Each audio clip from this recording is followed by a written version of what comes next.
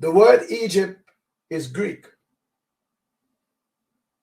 The word Egypt, and you need to show the black Hebrew Israelites this. The word Egypt is Greek. That's it here in Google Translate. Egypt is Greek. And the word Egypt, when changed into Issakosa language, is Japheth. This word is simply Japheth. So I put it here for you. Japheth. That's it. That's Japheth with the A. And if you look at Strong's H3315, the word Japheth could be with a Y. It could be Y-E, Y-A, Y-E, Y-A, Y-I, because in the Hebrew, the Yod-He-Vav-He, in the Yod, which is Ninni, that Yod that they cut short to get Yod-He-Vav-He instead of Vav-He-Vav-He, that Yod that they cut short, it's got inside it a J, it's got inside it an I, and it got inside it the Y. That's the Yod. The Yod is the I, it is the J, that's where you get Jah from, it is the Y, that's what you get Yah from. All is locked up in that. That's the lock of the Hebrew language to deceive the world. That's what they did. They created from Ninni, N-I-N-I, or Vav-He, reverse. Vav-He. They cut the first letter short and created the shape that they call the Yod. And in that Yod is hidden the I for Iya, Isha, Iya. It's hidden there, the E. Hidden in there is the J for Jah. So you got Yah, Jah, and Iya inside there. So when we look at the word, Majami did this, put the word Egypt in there, and this is what it's throwing out. So then I said to him, let's check it out in the Issakosa Bible.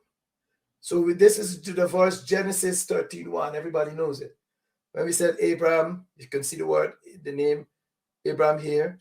He left Egypt, and you get the word Japheth. This is the Japheth, Y-I-P. You see, I tell you the Y is there, the J and the Y and the I. The Japheth, P-H-P-H-E-T, P-H-E-T-H-E. This word Egypt is the word for Japheth in the Issakosa language.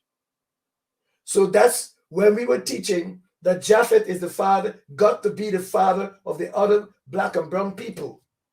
Zondervan is confirming it. That Shem's children are Negroes, black and brown people.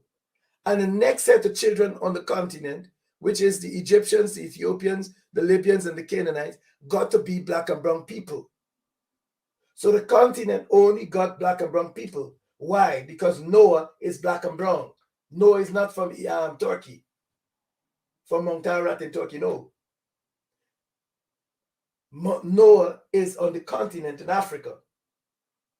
And we're going to continue to prove this out because you're going to see that this DNA that Shem has, he's got it from Noah. The DNA that the Egyptians got, the children of Japheth. So to put Japheth over European people is outrageous, deceptive at worst. Japheth is a carrier of E1B1 DNA. His name means Egypt in Greek, but this is Japheth, the father of the 4 children, the black and brown children, Cush, Mizraim, or you want to call it Egypt, Put, and Canaan. His DNA is from Noah, E1B1. Shem's DNA from Noah, E1B1. These children DNA, they come from Noah. It's R1, R1A, R1B, LGBTQ, RST. That's a different DNA. Like I said, I'm not going to be long tonight, but I needed to come and point this out because we're going to go deeper. We're going to examine all the children of Shem that lived in West Africa, including Terah, Abraham's father. He lived in West Africa. His land is still there. I'm going to show you the land. All right?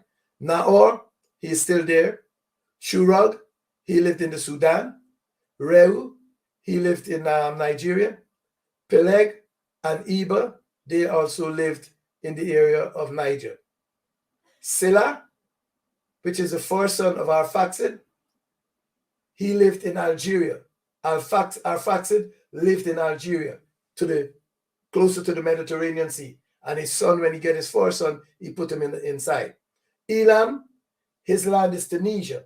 When he get his first son, he put him in the land. His name was Shushan.